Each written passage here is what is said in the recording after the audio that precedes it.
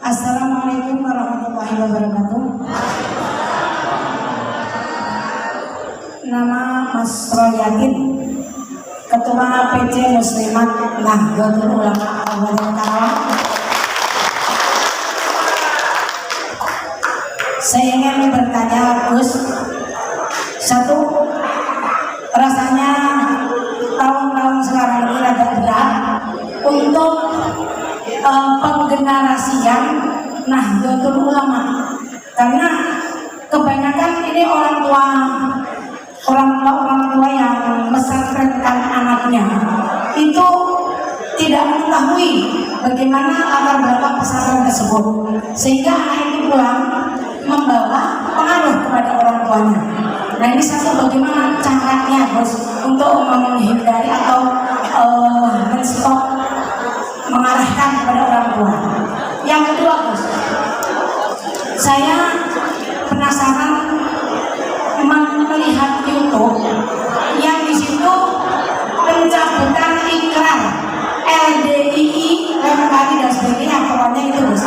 Nah, itu apakah benar bahwa mereka itu sudah tahu batas nasuha, atau mungkin karena memang ingin pura-pura saja itu tadi menggunakan politik, terus politik dalam politisasi dalam agama itu, Bos. Apakah itu benar pencabutan ikrar itu, atau hanya pura-pura, Bos?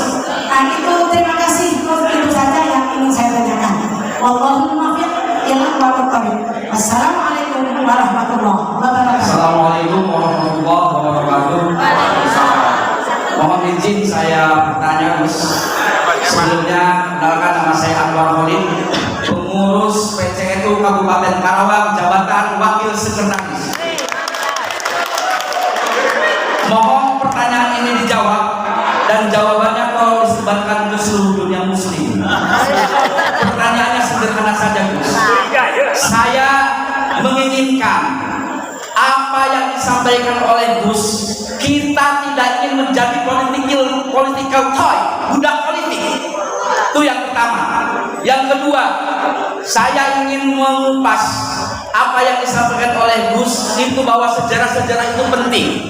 Kenapa? Karena generasi yang gagal sejarah, dia hanya akan menjadi generasi masa depan, hanya kekosongan-kekosongan belakang. Oleh karena kita tidak ingin terjebak dalam hal itu, ajarkan kepada saya bagaimana indikator menjadi santri moderasi beragama. Terima kasih. Wassalamualaikum warahmatullahi wabarakatuh. Assalamualaikum warahmatullahi wabarakatuh. Waalaikumsalam. Gus, perkenalkan, nama saya Abdul Muhyi. Kebetulan di kepengurusan sekarang dipercaya sebagai Wakil Khatib Syuriah PCNU Kabupaten Karawang termuda, karena usia saya masih 31 tahun. Saya mau bertanya begini, Gus. Kemarin saya di Jakarta di bulan Agustus ikut PKDP. PKDP itu pengembangan kompetensi dosen pemula, diisi dengan materi moderasi beragama, yang tentu pematerinya itu adalah instruktur moderasi beragama dari Kementerian Agama. Namanya Bumi Kelima kalau tidak salah. Dia menyampaikan bahwa ada seorang napi teroris perempuan, lalu kemudian dinetralisir oleh seorang akademisi atau petugas, tapi tidak disangka justru akademisi atau orang yang akan menetralisir tersebut justru terbawa paham terorisme si ibu-ibu ini. Itu faktornya seperti apa, Gus? Satu. Yang kedua, saya juga salah satu penulis. Buku saya ada judulnya Menembus Dimensi, Gus. Jadi tadi Gus menyampaikan bahwa salah satu tantangan kita bersama adalah paham ateisme atau agnostik, ya. Nah, saya bikin sebuah buku judulnya Menembus Dimensi. Tulisannya itu ringan dan enteng, ada sekitar 200 halaman. Itu saya berusaha untuk menentang paham-paham ateisme atau teologi-teologi yang mengarah pada teologi mujassimah. Dan saya pun waktu kuliah itu sering membaca buku-buku karya Stephen Hawking. Salah satunya ada yang berjudul A Brief History of Time. Juga filmnya juga pernah saya lihat ya, Stephen Hawking. Kemudian yang terakhir, ini Pamungkas. Kami tidak tahu karena kami tidak tahu data yang sebenarnya bagaimana. Apakah setiap konstelasi pilpres di Indonesia ada orang-orang di sana yang berseberangan dengan kita, yang ikut menunggangi para politikus kita, khususnya pada saat pilpres atau pemilu. Itu saja. Allahumma fiqh ila aqwam tarik. Assalamualaikum warahmatullahi wabarakatuh. Memang pesantren ini memang adalah metodologinya begini. Kalau ada pesantren NU yang besar, itu biasanya mereka membuka di sebelahnya. Dan mereka itu rata-rata menggunakan nama pesantrennya itu seolah-olah NU. Misalnya Pondok Pesantren Imam Syafi'i, biasanya begitu. Atau kadang-kadang menggunakan nama-nama sahabat, atau bahkan menggunakan nama-nama dari ulama-ulama yang seolah-olah NU. Misalnya Pondok Pesantren Syekh Nawawi Al-Baghdadi, ada itu. Atau Al-Minangkabawi, banyak sekali. Nah ini, tapi kalau isinya di dalam itu sebenarnya ideologinya apa? Memang sebetulnya yang lebih tahu adalah Kemenang.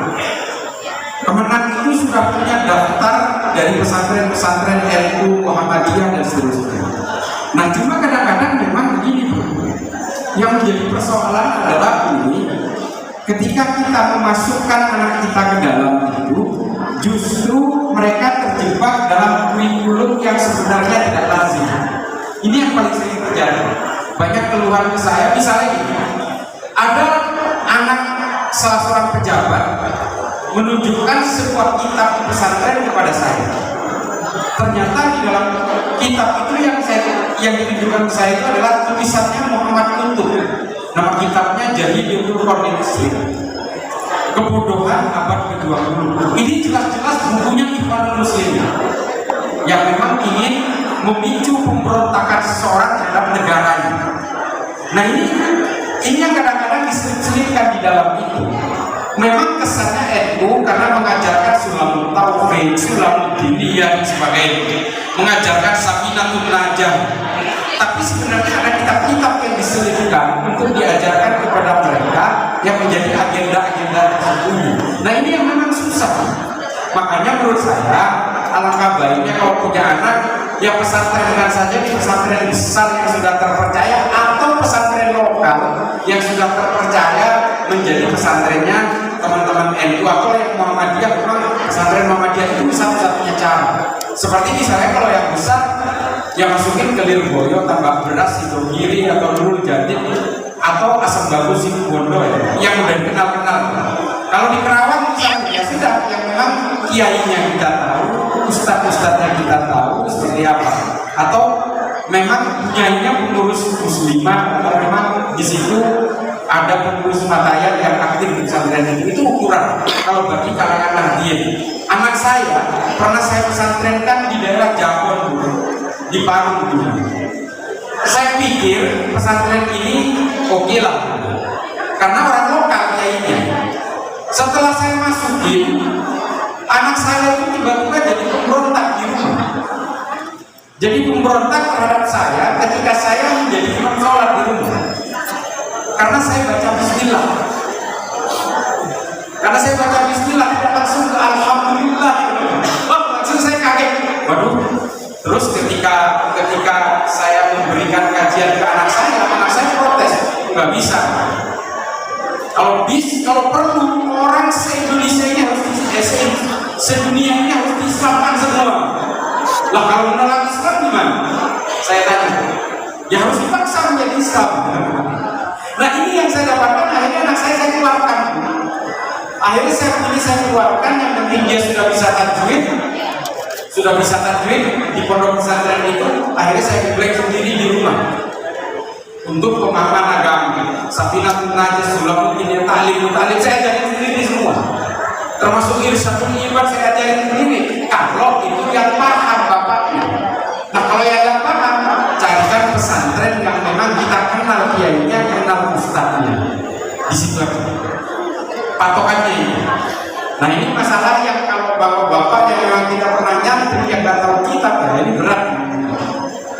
baca kitabnya dari kanan, dari kiri ke kanan. Jangan tersinggung.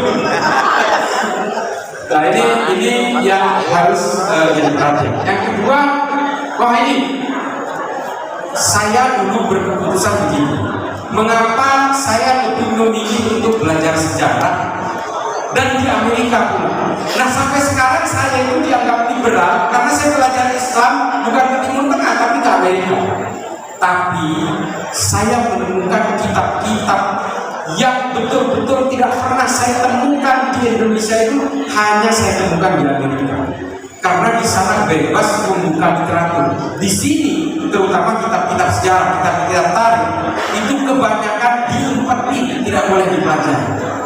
Sehingga apa? Ketika saya mengatakan bahwa Muhammad bin Abu Bakar itu terlibat dalam pembunuhannya Sayyidina Utsman, banyak kiai-kiai yang protes ke saya. Gak mungkin Muhammad bin Abu Bakar terlibat dalam pembunuhannya Sayyidina Utsman. Saya tanya, sudah pernah baca kitab? Belum. Padahal itu ditulis oleh satu kitab sejarah paling populer dan paling terakhir, namanya Tarikhul Khulafa, yang ditulis oleh Imam As-Suyuti. Tafsir Al-Quran yang Imam As-Suyuti banyak dibaca para ulama, tapi kitab tarikhnya nggak ada yang membaca. Padahal disitulah nama Muhammad bin Abu Bakar itu nyaut, meskipun eksekutor pembunuhnya bernama Ammar, orang Islam. Jelas ditulis bagaimana pengkhianatan Marwan bin Hakam dan sebagainya di dalam Tarikhul Khulafa. Nah saya dianggap saya memfitnah. Sejarah harus diberikan apa adanya, nggak boleh ditutup-tutupi. Karena kalau ditutup-tutupi, yang ada pada akhirnya adalah menyesatkan generasi Islam kita. Mengapa HTI sempat laku keras di negara ini? Karena yang diberikan adalah sejarah-sejarah keemasan zaman khilafah kepada adik-adik kita di kampus dan pesantren. Yang diberikan itu adalah penaklukan Konstantinopel oleh Muhammad Al-Fatih. Tidak pernah diceritakan Muhammad Al-Fatih membunuh saudaranya sendiri hanya gara-gara rebutan kekuasaan. Tidak pernah diceritakan khalifah 3 khalifah yang LGBT. Tidak pernah diceritakan khalifah-khalifah yang melakukan korupsi, membobol Baitul Mal hanya untuk mendatangkan pelacur-pelacur dari Romawi. Ayo kita buka-buka. Makanya saya bilang mereka yang mengagungkan khilafah itu, mari kita debat di 2005. Literaturnya ngakuan Ibnu Athir, Ibnu Katsir, Tarikh Al-Tabari, Imam As-Suyuti, semuanya nulis. Al-Mas'udi juga nulis tentang kisah-kisah kelam. Cuma kan kita nggak pernah mempelajari itu, dan sehingga apa? Kita tidak bisa belajar dari kesalahan sejarah. Kalau kita mau baca, mengapa orang masih banyak yang yakin perang Palestina dengan Israel itu adalah perang agama? Karena kita udah terlalu lama dibodohi. Itu perang politik. Sehingga apa? Ketika ada kelompok Muslim yang datang ke Monas pakai bendera Palestina, itu perang politik, nggak ada hubungannya sama agama. Itu kan diglorifikasi oleh Hizbut Tahrir. Supaya apa? Kalau orang ingat bendera Palestina, ingat khilafah. Karena lahirnya Hizbut Tahrir itu di Palestina. Karena itu adalah partai politik dulu di Palestina. Ini adalah urusan-urusan narasi dan branding saya sekarang. Banyak literaturnya. Bagaimana setiap agama berperan di Baitul Maqdis, bagaimana setiap peradaban dan kekuatan politik bertempur di Yerusalem. Hanya apa? Karena persoalan politik. Mulai dari zaman Vitus Vespasian sampai As-Sofa, sampai Benjamin Netanyahu, Yasser Arafat, sampai hari ini Hamas, itu semua adalah perang-perang soal konsesi politik semua. Dan itu ditulis oleh seorang ahli sejarah namanya Simon Sibekonio. Tinggal baca semua. Kalau hari ini kita menganggap Israel ini penjajah, ya. Menjajah bangsa Palestina, ya. Maka yang harus dilawan bukan Israel sebagai agamanya, tapi karena dia adalah Zionis dan penjajah. Setuju saya. Tentara Israel juga ada yang orang Arab, tentara Israel juga ada yang beragama Islam, tentara Palestina yang beragama ini juga ada orang yang Kristen. 3 teman saya orang Palestina asal Ramallah di Amerika, teman saya kuliah, itu 3-tiganya orang Kristen dari Palestina. Artinya apa? Soal agama ini sudah melebur semua, baik di Israel maupun di Palestina. Yang tersisa adalah kepentingan Israel itu Palestina sama sebenarnya, sama-sama ingin membunuh. Yang orang Israel yang Zionis ingin membunuh semua orang Palestina, yang orang Palestina yang anti Israel dan anti Zionis ingin membunuh semua orang Israel. Sama aja, tidak akan selesai kalau semuanya hanya ingin membunuh. Sama seperti KKB Papua, mumpung ada Bapak saya itu paling nggak setuju Papua itu diselesaikan dengan perang. Kalau kita ingin mengikuti hawa nafsu, maka kita ingin membunuh semua orang di Papua itu. Yang bisa menyelesaikan adalah berhenti dengan perang. Karena kalau perang hanya melahirkan dendam dan dendam. Yang TNI dendam kepada KKB, yang KKB dendam kepada TNI. Demikian seterusnya. Tidak akan menyelesaikan persoalan, Pak. Akhirnya bangsa ini sekali merdeka, mereka semuanya akan minta merdeka. Lihat aja. Maka untuk menyelesaikan ini adalah kita harus berdialog, semuanya harus berdamai. Semua orang yang hari ini orang KKB Papua yang mengasingkan diri ke Australia, ke Selandia Baru, ke London, ada yang ke Vanuatu, ada yang ke Amerika, itu semua karena dendam, karena orang tuanya dibunuh, anaknya dibantai oleh TNI. TNI juga dendam ke KKB Papua karena membantai orang sipil, membantai anggota-anggota TNI kita, membantai brimob kita. Akhirnya apa? Dendam ketemu dendam, perangnya nggak selesai-selesai. Maka kemudian untuk mengakhiri ini, mohon izin Bapak, harus berunding Pak. Setiap peperangan itu selalu selesai dengan perundingan. Kalau perang itu tidak selesai dengan perundingan, maka yang terjadi adalah perpecahan. Itu pasti. Semua teori perang menyatakan seperti itu. Sama seperti Sudan Pak. Sudan Selatan itu Kristen, Sudan Utara Islam. Perang 25 tahun nggak selesai-selesai. Karena apa? Orang Islam yang berkuasa memaksakan hukum syariah diterapkan di Sudan. Akhirnya apa? Yang Kristen memberontak, berperang akhirnya. Perang 25 tahun nggak selesai-selesai, nggak pernah ada perundingan. Akhirnya diputuskan referendum, selesai, pecah. Perang itu selesai dengan perpecahan, bukan dengan perdamaian pada akhirnya. Makanya kemudian harus dialog. Selesaikan semua dendam itu, mari berdamai satu sama lain. Bagaimanapun orang Papua, orang Jawa, orang Sumatera, semua diciptakan oleh Tuhan yang sama. Orang Papua, orang Jawa, agamanya apapun, mau Islam mau Kristen, semua dilahirkan dengan harga diri yang sama. Ini ajaran Rasulullah. Dan semua orang yang ada di Indonesia ini punya hak dan kewajiban yang sama, apapun sukunya ataupun agamanya. Ini agama bina semua loh. Nah ini yang jarang kita anut ajaran Rasulullah tentang ini, bahwa semua manusia apapun agamanya, apapun sukunya, semua diciptakan oleh Tuhan yang sama. Ini nggak pernah ada yang sadar. Ini tauhid betul. Wallahu ahad betul. Nah itu, wah iya keren. Saya pikir orang Madura. Ini ada orang Karawang yang berpenampilan seperti orang Madura yang baru saja. Jadi mari kita suarakan, kita buka sejarah itu, karena sudah ada pelajaran Pak.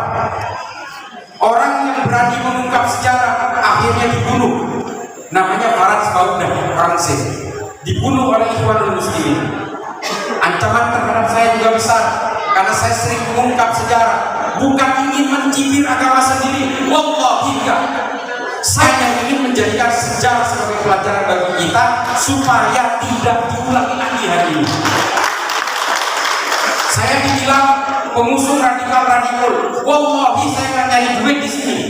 Saya sampaikan sekali lagi kepada siapapun yang undang saya. Saran saya dua: satu, jadwalnya pas; yang kedua, jangan saya pernah kasih honor, saya nggak terima honor. Ini saya utarakan terus loh. Karena banyak tujuan seolah-olah saya numpang makan dengan cara begini. Wallahi enggak. Saya nggak mau cari makan di sini. Uang saya udah banyak, meskipun saya bukan orang kaya. Saya udah kenyang, meskipun saya tidak banyak makan. Itu saya. Jadi mari kita berjuang bersama-sama, terutama Nahdien. Terus terang, saya lahir dan Nahdien sampai hari ini, dan insya Allah sampai mati saya Nahdien. Jadi mari kita hantarkan sejarah kita. Yang terakhir apa tadi? Ini saya juga harus misi lagi Pak di Cikeas.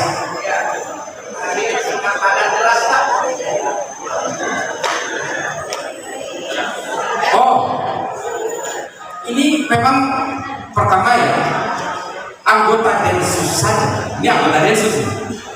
Anggota Densus itu banyak juga yang terpapar, terutama intelijen. Karena begini, Intel itu dulu disusukan ke dalam tengah-tengah mereka, mengikuti pengajian mereka, akhirnya juga dia juga terpapar. Sampai hari ini ada anggota Densus yang dipecat in absensi. Yang dipecat nggak ada orangnya karena bergabung dengan kelompok teror itu. Tapi kemudian, ya alhamdulillah, tahun 2019 ada beberapa teman NU yang kemudian menjadi tenaga ahli di Densus. Salah satunya saya. Salah satunya lagi Gus Najib Ar-Ramadhani, lulusan Suria, punya pesantren di Losari, di Brebes. Dan kemudian yang ketiga ada seorang sarjana dari Al-Azhar, namanya Dr. Ginanjar Syahban. Nah, ini adalah teman-teman dari kalangan Nahdien yang berusaha membentengi orang-orang di BNPT dan juga di Densus dengan pemahaman ideologi yang berbasis kepada toleransi dan juga berbasis kemanusiaan. Makanya belakangan ini yang terpapar tidak ada lagi. Jadi gini Pak, memang ketika orang itu yang tidak punya dasar agama yang kuat ditanyakan, kamu pilih Pancasila atau Al-Quran? Coba, yang salah di mana? Ketika menjawab Al-Quran. Yang salah itu yang tanya. Karena Pancasila dan Quran itu tidak selevel Pak, tidak apple to apple. Dia memang sengaja memancing orang dengan pertanyaan yang tidak sederajat, dengan harapan orang itu kalau dia menjawab dengan yang di bawahnya lagi, maka dia dianggap sebagai orang yang murtad. Ketika dia dimurtadkan, kalau polisi ditanya misalnya oleh teroris, Bapak pilih Pancasila apa Al-Quran? Ketika polisinya menjawab Pancasila, maka dia ketika itu langsung dimurtadkan dan dikafirkan. Nah, titik itulah yang dipakai untuk menterpaparkan orang itu. Makanya TNI juga ada yang terpapar. Ada teroris namanya Daengkolo, itu mantan anggota TNI. Ada Santoso, ada lagi namanya Akmil Susanto kalau tidak salah di Klaten, itu juga mantan TNI. Yang mantan polisi banyak juga, banyak banget. Yang Sofyan Sauri itu mantan polisi. Artinya menjadi polisi atau tentara bukan jaminan dia tidak akan terpapar. Yang paling terakhir, karena saya harus juga bergeser. Kemarin saya kedatangan saya ke Tunis juga dalam rangka ini. Ada seorang anak muda dari Trenggalek namanya Zef Rizal. Zef Rizal ini adalah juara Olimpiade Matematika nomor 1 di dunia di Ukraina. Pinter, anak Trenggalek namanya Zef Rizal.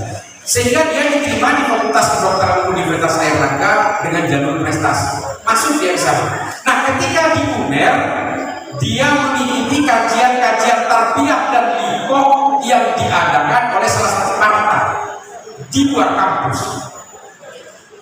Nah, ini teman-teman NU harus tahu. Partai ini seharusnya sampai sudah tahu semua.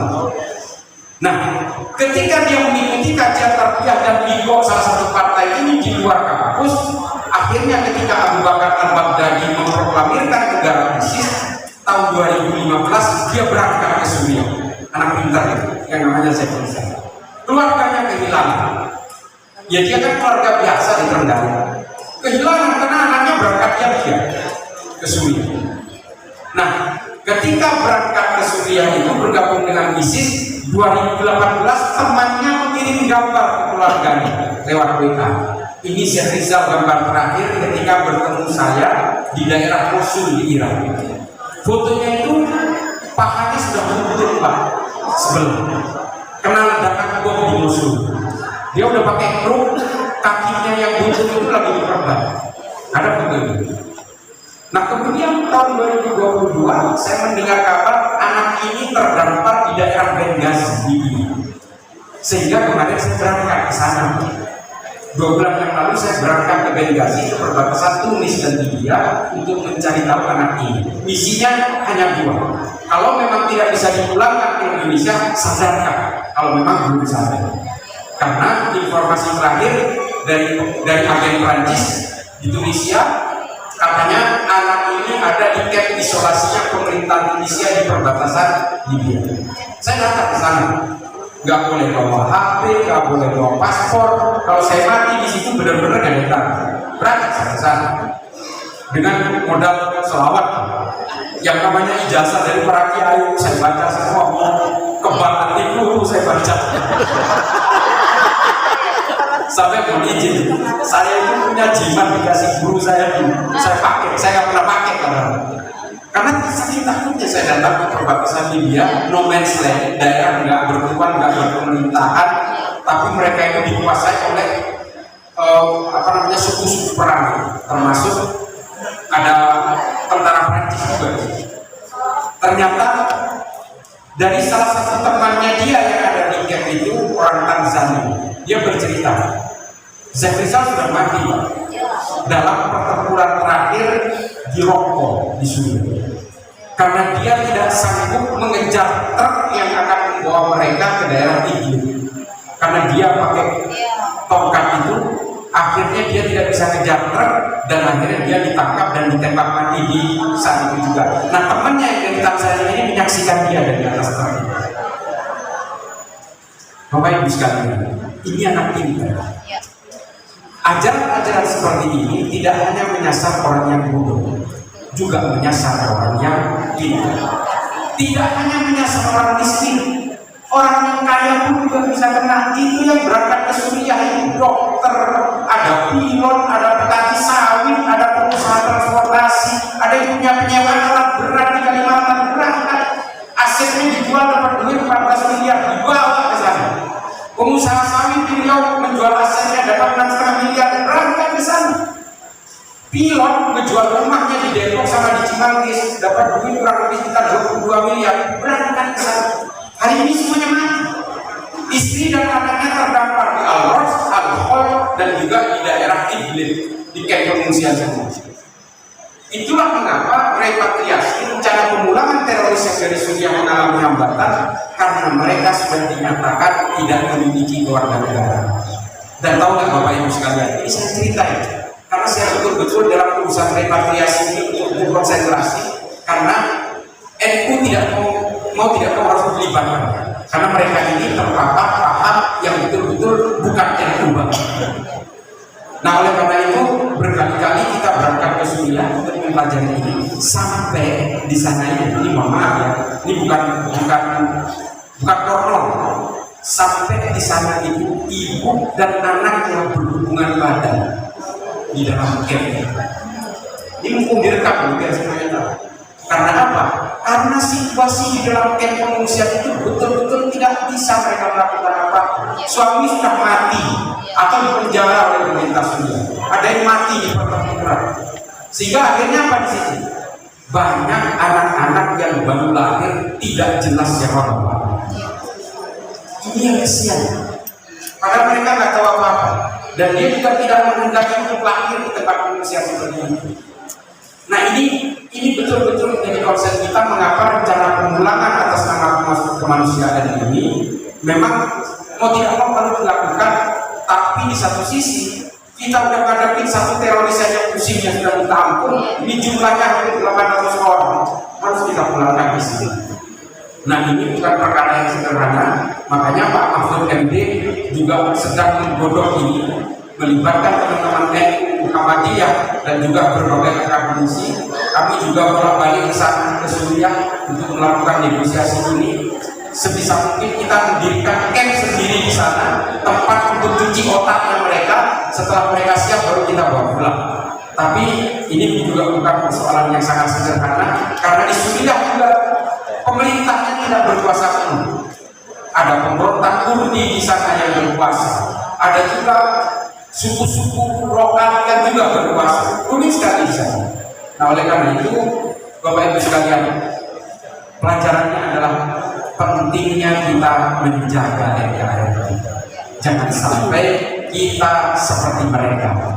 Jadi kunci utamanya adalah jangan pernah melihat BNPB untuk ideologi seperti ini. Jangan melihat NU, jangan melihat Densus, jangan melihat TNI, jangan melihat Polri.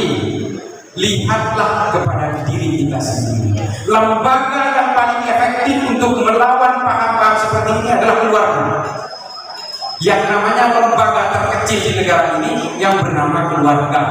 Kalau kita gagal menanamkan kecintaan kepada negara dan juga kepada keyakinan-keyakinan kita di rumah, anak kita akan mudah terpapar di luar.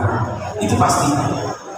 Jadi mari kita mulai penangkalan ini membangun toleransi beragama kepada anak-anak kita. Mulai dari kita. Karena apa? Kerusuhan di dalam suatu negara dimulai dari tetangga melawan tetangga. Tetangga membakar rumah tetangga. Tetangga jahat kepada tetangganya. Semua dimulai dari urusan yang paling kecil. Maka untuk melawan gerakan-gerakan ideologi transnasional yang bersifat khilafahisme, wahabisme, salafisme dan seterusnya ini, mari kita mulai lewat keluarga. Gak usah jauh-jauh Pak, Bapak Ibu sekalian, pasang logonya NU di atas pintu. Bagi yang nantian ya, pasang logonya NU di atas pintu, itu nanti dengan sendirinya kita ingat, oh ya saya harus toleran. Saya itu foto Mbah Hasim ada, fotonya NU ada, Saifullah Nuril ada, Gus Dur ada, kakek saya ada, semua ada. Fotonya Mbah Yai Ahmad Dahlan lagi main biola pun saya punya. Ini adalah ulama-ulama yang betul-betul ingin menanamkan cita negara. Nah ini, mari mulai dengan keluarga seperti itu. Kita ajari anak-anak kita untuk hidup toleran, tidak benci, tidak mencaci maki. Itu saja dari saya, mudah-mudahan ini bisa bermanfaat. Karena saya bergeser ke Cikias, kurang lebihnya saya minta maaf karena saya memang agak kelelahan. Terima kasih Bapak Ibu sekalian. Wallahul muwaffiq ila aqwamit thoriq. Wassalamualaikum warahmatullahi wabarakatuh.